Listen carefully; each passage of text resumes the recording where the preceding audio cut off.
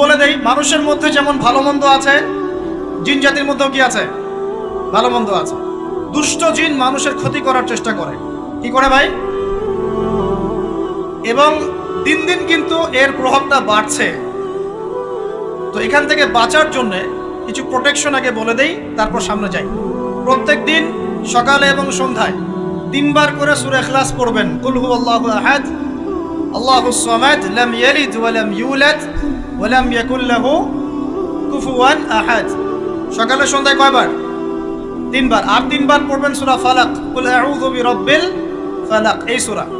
আর 3 বার পড়বেন সূরা নাস, কুল আউযু বিরাব্বিন নাস। এটা প্রত্যেক ফরজ নামাজের পর একবার করে পড়বেন আয়াতুল কুরসি। আয়াতুল কুরসি কোন সূরা আছে? কত নাম্বার আয়াত? মাশাআল্লাহ, 255। আল্লাহু লা ইলাহা ইল্লা হুয়াল হাইয়ুল কাইয়্যুম, এখান থেকে শেষ পর্যন্ত।